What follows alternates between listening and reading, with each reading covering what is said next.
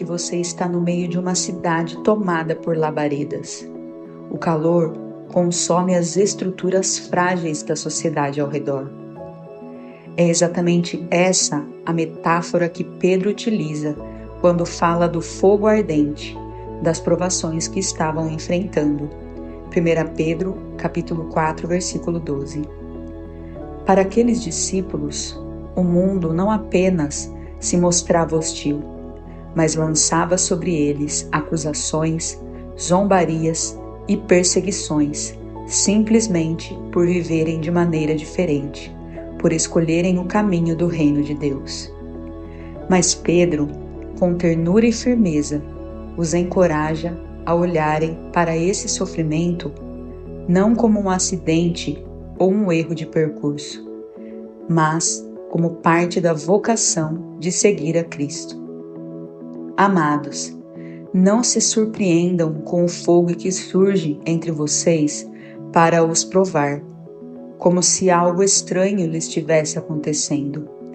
Pelo contrário, alegrem-se à medida que participam dos sofrimentos de Cristo. 1 Pedro, capítulo 4, versículos 12 e 13. O primeiro chamado deste capítulo é para uma mudança radical de perspectiva.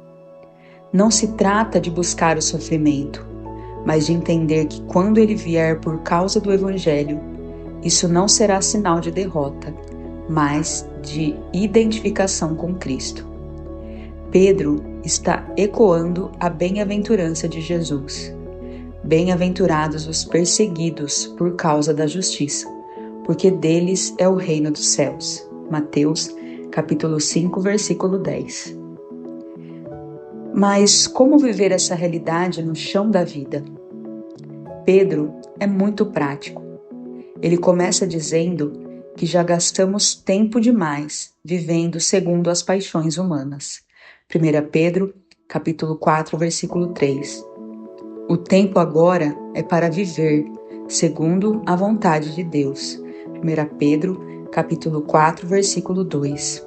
Ou seja, Pedro nos chama a uma vida de escolhas conscientes, onde a bússola que guia nossos planos não é mais o desejo do nosso coração, nem as pressões da sociedade, mas a vontade soberana e revelada do nosso Senhor.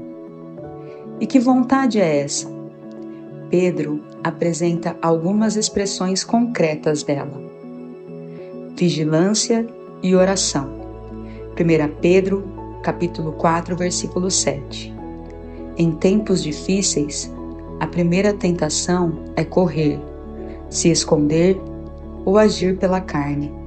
Mas Pedro nos chama a dobrar os joelhos, a vigiar nosso coração e a mantermos uma postura de oração constante, reconhecendo nossa dependência do Espírito Santo.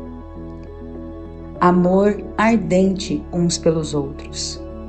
1 Pedro, capítulo 4, versículo 8. Em tempos de tensão, é fácil permitir que a amargura, o rancor e as divisões invadam nossos relacionamentos. Mas Pedro nos lembra que o amor cobre multidão de pecados, ou seja, o amor lança pontes onde o mundo constrói muros. Hospitalidade sem murmuração. 1 Pedro, capítulo 4, versículo 9. E atitude contraintuitiva.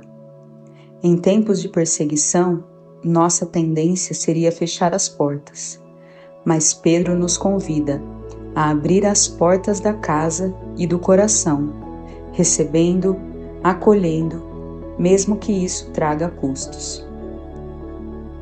Serviço com os dons recebidos. 1 Pedro, capítulo 4, versículos 10 e 11. O foco do discípulo nunca é em si mesmo, mas no outro. Pedro nos desafia a usar tudo o que temos: dons, recursos, palavras, habilidades, como instrumentos de graça para edificar a comunidade e glorificar a Deus. Essa vida contracultural não é apenas uma questão de resistência passiva, mas de proclamação ativa. Ao viver assim, os discípulos se tornam faróis em meio à escuridão.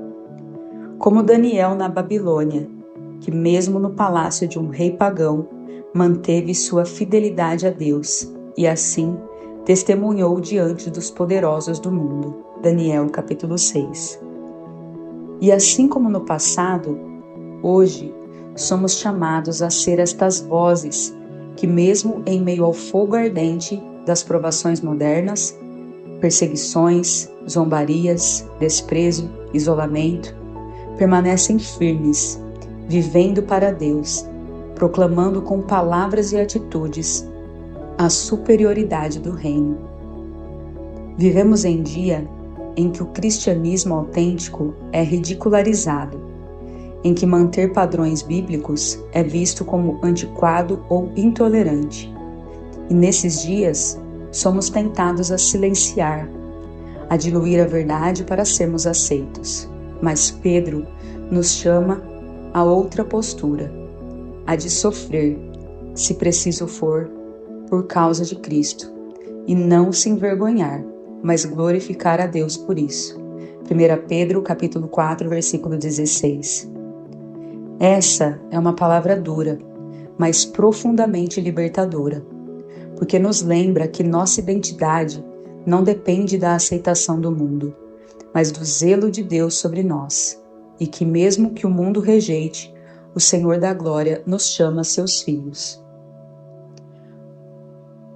Como Pedro fecha esse capítulo? Por isso mesmo, aqueles que sofrem segundo a vontade de Deus devem confiar suas almas ao fiel Criador e praticar o bem. 1 Pedro capítulo 4, versículo 19. Praticar o bem, mesmo quando o mal parece prevalecer. Permanecer fiéis, mesmo quando tudo nos chama a desistir. Aplicação prática para hoje. Onde você tem sido tentado a silenciar sua fé? Em quais áreas você pode praticar o bem de maneira visível, mesmo sabendo que poderá enfrentar oposição? Como sua rotina diária pode refletir mais a vontade de Deus e menos as paixões humanas? Que o Espírito de glória, como prometido, repouse sobre você, enquanto você escolher viver, mesmo em meio ao fogo, para a glória de Cristo.